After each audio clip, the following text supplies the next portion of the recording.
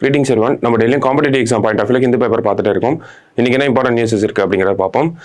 So first எடுத்தோடனே பார்த்தோம்னா நமக்கு எலெக்ஷன்ஸ் தான் நிறைய இருந்துச்சு. ஸோ டேரெக்டாக எடிட்டோரியல் பேஜ் வந்துடும். எடிட்டோரியல் பேஜில் பார்த்தோம்னா நம்ம ஆல்ரெடி பார்த்த விஷயங்களை பற்றி தான் இன்றைக்கி பார்க்க போகிறோம். பட் ஸ்டில் ஒரு சில மாடிஃபிகேஷன்ஸ் வந்து கொடுத்துருந்தாங்க. ஸோ ஒரு ரிவைஸ் பண்ணுற மாதிரி தான் இருக்கும் இன்றைக்கி ஆர்டிகல்ஸை பார்த்தோம்னா. ஸோ இந்த ஆர்டிகல் என்ன கொடுத்துருக்காங்க, இந்த எடிட்டோரியல் என்ன கொடுத்துருக்காங்க அப்படின்னு பார்த்தோம்னா, நமக்கு ஐஎம்டி வந்து ஒரு ஃபோர்காஸ்ட் பண்ணியிருக்காங்க. என்ன பண்ணியிருக்காங்க அப்படின்னு பார்த்தோம்னா, நமக்கு இந்த வருஷம் அந்த பருவ காற்றுகள், அந்த பருவமழை அப்படிங்கிறது இயல்பை விட அதிகமாக இருக்கும் அப்படிங்கிறத சொல்லியிருக்காங்க. மோர் தேன் ஆவரேஜ் ரெயின்ஃபால் அப்படின்னு சொல்லியிருந்தாங்க. ஸோ அப்போ இந்த மான்சூன் அப்படிங்கிறது நிறைய மழையை கொண்டு வர போகுது அப்படிங்கிறத நம்ம பார்த்துருந்தோம். அதுக்கான காரணங்கள் என்ன, எல்னினோ, லானினா, இந்த மாதிரியான விஷயங்கள்லாம் இருக்குது. எல்னினோ அப்படிங்கிறது ஃபேட் ஆகிட்டே வந்து லானினா கண்டிஷன் வரனால நமக்கு அதிகப்படியான மழை அப்படிங்கிறது வரப்போகுது அப்படிங்கிறத பார்த்துருந்தோம் இல்லையா. ஸோ அதை பற்றி தான் நமக்கு கொடுத்துருக்காங்க. பட் ஸ்டில் இன்னொரு முக்கியமான விஷயம், இது வந்து என்ன சொல்கிறாங்க அப்படின்னா, ஒரு ஃபோர்காஸ்ட் பண்ணியிருக்காங்க அப்படின்னா அதுக்கு ஏற்ற மாதிரி கவர்மெண்ட்ஸ் எப்படி ப்ரிப்பேர் ஆகணும் அப்படிங்கிறத சொல்லியிருக்காங்க. ஸோ இந்த ஃபோர்காஸ்ட்டை பொறுத்த வரைக்கும் என்ன சொல்லியிருக்காங்க, நமக்கு அதிகப்படியான மழை வரப்போகுது அப்படிங்கிறத சொல்லியிருக்காங்க. அப்போ அதிகப்படியான மழை வரப்போகுது அப்படின்னா அதுக்கு ஏற்ற மாதிரி கவர்மெண்ட்ஸ் எப்படி ப்ரிப்பேர் ஆகணும். நமக்கு மழை அப்படிங்கிறது அதிகப்படியாக வந்துச்சுன்னா நமக்கு வெள்ளப்பெருக்கு வரதுக்கு அதிகமான பாதிப்புகள் இருக்கு இல்லையா. ஸோ அதுக்கு எக்ஸாம்பிளாக நம்ம 2018 கேரளா வெள்ளத்தை சொல்லலாம். ஓகேங்களா, கேரளா ஃப்ளட்ஸை வந்து சொல்லலாம். ஒரு ப்ரிப்பேர் ஆகாமல் இருந்தால் அது எப்படி அஃபெக்ட் ஆகும் அப்படிங்கிறதுக்கு எக்ஸாம்பிள் தான் கேரளா ஃப்ளட்ஸ். ஓகேங்களா. ஸோ அப்போ இந்த வருஷம் மான்சூன் அப்படிங்கிறது நமக்கு அதிகப்படியாக இருக்க போகுது. அதனால ஸ்டேட் கவர்மெண்ட் எல்லாம் இப்பயே அந்த ஒரு பிளானிங் வந்து பண்ணணும் அப்படிங்கறத சொல்லிருக்காங்க. அப்போ ஒரு ஃப்ளட்டுக்கு எப்படி எல்லாம் பிளானிங் பண்ணணும், ஒரு டிசாஸ்டருக்கு எப்படி பிளானிங் பண்ணணும் அப்படிங்கிற ஒரு சில கைட்லைன்ஸ் வந்து நமக்கு கொடுத்துருக்காங்க. ஓகேங்களா. ஸோ எமர்ஜென்சி பிளான்ஸை வந்து போடணும். ஓகேங்களா. டிசாஸ்டர் மேனேஜ்மெண்ட்டுக்கு வந்து எமர்ஜென்சியா திடீர்னு வெள்ளம் வந்துடுச்சுன்னா அது எப்படி நம்ம அதுல இருந்து என்ன மாதிரியான ஸ்டெப்ஸ் எடுக்க போறோம் அப்படிங்கிற பிளான்ஸை வந்து போடணும் அப்படின்னு சொல்லியிருக்காங்க. அதே மாதிரி நிறைய மழை வந்துச்சு அப்படின்னா ஆறு ரிவர்ஸ்ல எல்லாம் அதிகப்படியான அந்த தண்ணீர் அப்படிங்கிறது போகும் இல்லையா. அப்போ டேமோட அந்த திறன் தன்மையை வந்து மேம்படுத்தணும். அதனுடைய அந்த ஒரு ஸ்ட்ரக்சரல் எபிலிட்டியை வந்து வெரிஃபை பண்ணி பார்க்கணும் அப்படிங்கிறதெல்லாம் சொல்லியிருக்காங்க. ஸ்ட்ரக்சரல் ஸ்டெபிலிட்டியை வந்து வெரிஃபை பண்ணி பார்க்கணும் அப்படிங்கிறத சொல்லியிருக்காங்க. அதே மாதிரி பார்த்தோம்னா ஏர்லி வார்னிங் சிஸ்டம்லாம் வந்து கரெக்டான இதில் இருக்கா அப்படிங்கிறத சொல்லியிருக்காங்க. ஸோ இந்த மாதிரி எப்படி நமக்கு ஃப்ளட் வரும், ஐ மீன் அதிகப்படியான மழை அப்படிங்கிறது இருக்க போது, அதனால நமக்கு வெள்ளப்பெருக்கு ஏற்படுறதுக்கு வாய்ப்புகள் இருக்கு அப்படிங்கிறத நம்ம பார்க்குறோம். ஸோ அந்த வெள்ளப்பெருக்குக்கு என்ன மாதிரியான டிசாஸ்டர் மேனேஜ்மெண்ட் பிளான்ஸை வந்து பண்ணணும் அப்படிங்கிறத இந்த இடத்துல கொடுத்துருக்காங்க. ஓகேங்களா. ஸோ ஜஸ்ட் ஒரு என்ன கொடுத்துருக்காங்க அப்படிங்கிறத மட்டும் தான் பார்க்குறோம். பெருசாக நமக்கு இது ப்ரிலிம்ஸ் பாயிண்ட் ஆஃப் வியூல இம்பார்ட்டண்டா இருக்காது. மெயின்ஸ் பாயிண்ட் ஆஃப் வியூல இப்படிதான் நம்ம அப்ரோச் பண்ணணும் அப்படிங்கறத நம்ம தெரிஞ்சுக்கலாம். ஓகேங்களா.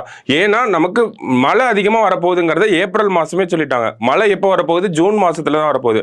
ஜூன் மாசத்துல மழை பெய்ய ஆரம்பிச்சாலுமே நமக்கு ஜூன் எண்ட்ல தான் வந்து இந்த வெள்ளப்பெருக்கு போன்ற சமாச்சாரங்கள் வந்துச்சு அப்படின்னா அது ஜூன் செகண்ட் வீக் மேலதான் வந்து வெள்ளம் ஏற்படுறதுக்கு வாய்ப்புகள் இருக்கும். அப்போ ஸ்டேட் கவர்மெண்ட்ஸ்க்கு ஒரு 2.5 மாசத்துக்கிட்ட டைம் இருக்கு அந்த வெள்ளத்துக்கு ப்ரிப்பேர் பண்றதுக்கு. ஓகேங்களா. ஸோ இப்படிதான் நம்ம அந்த விஷயத்தை அப்ரோச் பண்ணணும் அப்படிங்கறத சொல்லியிருக்காங்க. ஓகேவா. அடுத்தது இந்த இடத்துல பார்த்தோம்னா நமக்கு இதை நம்ம ப்ரிலிம்ஸ் பாயிண்ட் ஆஃப் வியூல எடுத்துக்கலாம். கண்டிப்பா எக்ஸாம்ல எக்ஸ்பெக்ட் பண்றதுக்கு நிறைய வாய்ப்புகள் இருக்கு. ஏன்னா ரைட் அகைன்ஸ்ட் கிளைமேட் சேஞ்ச் அப்படிங்கறத சமீபத்தில் சுப்ரீம் கோர்ட் சொல்லியிருந்தாங்க. ஸோ அந்த ரைட் அகைன்ஸ்ட் கிளைமேட் சேஞ்சை பத்தி நம்ம 2-3 டைம் இந்த ஹிந்து பேப்பர் ஆர்டிகல்லே நம்ம பார்த்துட்டோம். ஸோ இந்த இடத்துல என்ன பார்க்க போறோம் அப்படின்னா மறுபடியும் அதே விஷயம் தான். ரைட் அகைன்ஸ்ட் கிளைமேட் சேஞ்ச் அப்படிங்கறத எந்த ஆர்டிகலுக்கு கீழே வச்சிருக்காங்க அப்படிங்கறத கொடுத்திருக்காங்க.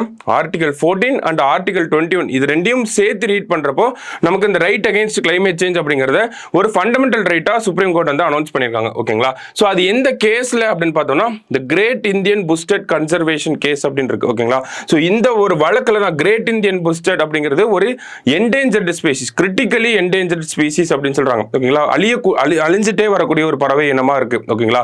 சோ அதை கன்சர்வ் பண்ணணும் அப்படின்னு சொல்லி போடப்பட்ட ஒரு வழக்குல தான் சுப்ரீம் கோர்ட் என்ன பண்ணிருக்காங்க, ஆர்டிகல் 14 ஆர்டிகல் 21 யூஸ் பண்ணி நமக்கு ரைட் அகைன்ஸ்ட் கிளைமேட் சேஞ்ச் அப்படிங்கறத ஒரு ஃபண்டமெண்டல் ரைட்டா வந்து அனௌன்ஸ் பண்ணிருக்காங்க. சரிங்களா. சோ அப்ப இதையும் நம்ம ஆல்ரெடி பார்த்ததுதான். இந்த இடத்துல ஒரு ப்ரிலிம்ஸ் பாயிண்ட் ஆஃப் வியூல என்னென்ன ஆர்டிகல் 14 அண்ட் ஆர்டிகல் 21 இம்பார்ட்டண்டா இருக்கு. சோ அது மட்டும் நம்ம எடுத்துக்கிறோம். ஓகேங்களா. சோ இன்னைக்கு நியூஸ் பேப்பர்ல புதுசா பார்க்கக்கூடிய விஷயங்கள் எதுவுமே இல்லை. ஆல்ரெடி பார்த்த விஷயங்களை தான் நம்ம பார்க்கிறோம். ஓகேங்களா. சோ அடுத்ததா பார்த்தோம்னா அடுத்தது என்ன கொடுத்திருக்காங்க அப்படின்னு பார்த்தோம்னா கிரீன் கிரெடிட்ஸ் ப்ரோக்ராம் அப்படின்னு சொல்லி கொடுத்திருக்காங்க. சோ இந்த கிரீன் கிரெடிட் ப்ரோக்ராம்னா ஒண்ணு கிடையாது. ஓகேங்களா. சோ ஒரு செட் ஆஃப் லேண்ட் வந்து இருக்கும். ஓகேங்களா. ஒரு நிலப்பகுதி நிலப்பகுதி இருக்கும். அந்த நிலப்பகுதியில் மரங்களை வளர்க்கறதுக்கு ஒரு இண்டிவிஜுவலாவோ இல்லை ஒரு பிரைவேட் ஆர்கனைசேஷனாவோ நம்ம வந்து ஃபண்டிங் பண்ணலாம். ஓகேங்களா? ஸோ நம்ம வந்து ஃபண்டிங் பண்ணோம்னா நம்ம பேரில் வந்து கிரீன் கிரெடிட்ஸ் அப்படிங்கிறது வரும். ஓகேங்களா? ஸோ அதை வேற மாதிரி நம்ம யூஸ் பண்ணிக்கலாம். ஓகேவா? அப்போ அந்த ஃபண்டிங் அப்படிங்கிறத நம்ம பண்ண போகிறோம். ஓகேவா? ஸோ அந்த ஃபண்டிங் பண்ணுறதுனால நமக்கு கிரீன் கிரெடிட்ஸ் அப்படிங்கிறது வரப்போகுது. அப்போ யார் மரங்களை வளர்க்க போகிறாங்க அப்படின்னு பார்த்தோம்னா அது ஸ்டேட் கவர்மெண்ட்டோட அந்த ஃபாரஸ்ட் டிபார்ட்மெண்ட் அப்படிங்கிறவங்க தான் அந்த இடத்துல மரங்களை வந்து வளர்க்க போறாங்க. ஸோ இதுதான் சிம்பிளா சொல்லணும் அப்படின்னா இதுதான் கிரீன் கிரெடிட் ப்ரோக்ராம் அப்படின்னு சொல்றாங்க. ஸோ இன்னும் எலாபரேட்டா பாக்குறப்ப ஒவ்வொரு ஸ்டேட் கவர்மெண்ட்டும் அவங்க மாநிலத்தில் இருக்கக்கூடிய இந்த டீக்ரேடட் லேண்ட், யூஸ் ஆகாத லேண்ட்லாம் இருக்கும் இல்லையா, ஸோ அதை பற்றின ஒரு டேட்டாவை சப்மிட் பண்ணுறாங்க. ஓகேங்களா? ஸோ அந்த சப்மிட் பண்ண ஒரு செட் ஆஃப் லேண்ட் வந்து இப்போ இவ்வளோ ஏக்கர் ஆஃப் லேண்ட் வந்து தமிழ்நாட்டில் இருக்குது அப்படின்னா அந்த பகுதிகளில் வந்து மரம் வளர்க்குறதுக்காக ஒரு இண்டஸ்ட்ரியோ இல்லை ஒரு பிரைவேட் ஆர்கனைசேஷனோ வந்து ஃபண்டிங் பண்ணுவாங்க. அந்த ஃபண்டிங்கை வாங்கி ஸ்டேட் ஃபாரஸ்ட் டிபார்ட்மெண்ட் வந்து அந்த இடங்களில் மரங்களை வந்து நட்டு வைப்பாங்க. ஓகேங்களா? இதன் மூலயமா என்ன ஆகுது அப்படின்னா நம்மளோட கிரீன் கவர் அப்படிங்கிறது, ஓகேங்களா, நம்மளோட அந்த ட்ரீ கவர் அப்படிங்கிறது இன்க்ரீஸ் ஆகுது. ஓகேவா? ஸோ அதுக்கு என்விரான்மெண்ட் மினிஸ்ட்ரி இதுக்கு ஒரு கைட்லைன்ஸ் வந்து கொடுத்துருப்பாங்க. என்ன கைட்லைன்ஸ் கொடுத்துருப்பாங்கன்னா அட்லீஸ்ட் ஒரு ஹெக்டேருக்கு வந்து 1100 மரங்களாவது இருக்கணும் அப்படிங்கிறத சொல்லியிருப்பாங்க. ஓகேங்களா? ஸோ ஒரு ஹெக்டேருக்கு 1100 மரங்களாவது இருக்கணும் அப்படிங்கிறது தான் இந்த ஸ்கீம் ஆரம்பிச்சப்ப சொன்ன விஷயமா இருக்கும். கிரீன் கிரெடிட் ப்ரோக்ராம் கீழே ஒரு ஹெக்டேருக்கு 1100 மரங்களை வந்து நட்டு வைக்கணும் அப்படிங்கிறது சொல்லியிருப்பாங்க. ஓகேவா? ஸோ இந்த மரங்களை நடுறது யாரு அப்படின்னு பார்த்தோம்னா ஸ்டேட் ஃபாரஸ்ட் டிபார்ட்மெண்ட். இதுக்கான ஃபண்டிங் யார் கொடுக்குறாங்க அப்படின்னு பார்த்தோம்னா இண்டஸ்ட்ரீஸ், பிரைவேட் ஆர்கனைசேஷன் அவங்களாம். ஸோ அவங்க ஃபண்டிங் கொடுப்பாங்க. அவங்களுக்கு அந்த ஃபண்டிங்க்கு பதிலாக அவங்களுக்கு என்ன வரும், ஒவ்வொரு கிரீன் கிரெடிட் அப்படிங்கிறது எவ்வளோ அவங்க ஃபண்டிங் கொடுக்குறாங்க. இப்போ ஒரு 1000 கோடி கொடுக்குறாங்க அப்படின்னா அந்த 1000 கோடிக்கு ஒரு 10,000 மரங்களை நட்டு வைக்கிறாங்க அப்படின்னு பார்த்தோம்னா அந்த 10,000 கிரீன் கிரெடிட்ஸ் அப்படிங்கிறது அந்த பிரைவேட் ஆர்கனைசேஷனுக்கு போகும். ஓகேங்களா? அது அவங்க வேற விதமாக யூஸ் பண்ணிக்குவாங்க. ஓகேவா? அது இண்டஸ்ட்ரி சார்ந்து நமக்கு போயிடும். ஓகேவா? ஸோ அந்த வகையில் இந்த ஒரு ஸ்கீமுக்கு கீழே பார்த்தோம்னா ஒரு ஹெக்டேருக்கு 1100 மரங்களை கண்டிப்பாக நட்டு வைக்கணும் அப்படிங்கிறத மினிமமாக வந்து என்விரான்மெண்ட் மினிஸ்ட்ரி வந்து சொல்லியிருப்பாங்க. ஆனால் அதில் சில மாற்றங்களை வந்து இப்போ கொண்டு வந்திருக்காங்க. ஸோ ஒரு ஹெக்டேருக்கு இவ்வளவு மரங்கள் தான் நட்டு வைக்கணும் அப்படின்னு நாங்கள் முன்னாடி சொல்லியிருந்தோம். இப்போ அந்த ஒரு விஷயம் தேவையில்லை. எவ்வளவு கெப்பாசிட்டி, அந்த ஒரு ஹெக்டேருக்கு இவ்வளவு மரங்கள் நட முடியுங்கிற ஒரு கெப்பாசிட்டியை பொறுத்து அந்தந்த மாநில அரசாங்கங்கள் அதை பண்ணிக்கலாம். மரங்கள் தான் நட்டு வைக்கணும் அப்படிங்கிறது இல்லை.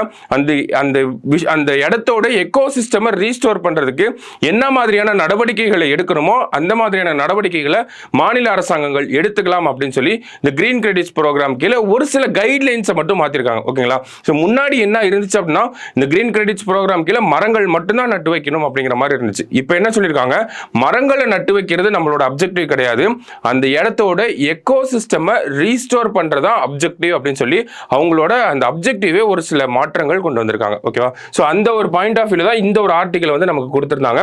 Centre tweaks green credit program அப்படின்னு சொல்லிட்டு to focus on restoration of ecosystem. முன்னாடி மரங்களை நட்டு வைக்கிறது தான் இந்த ஸ்கீமோட ஃபோக்கஸா இருந்துச்சு.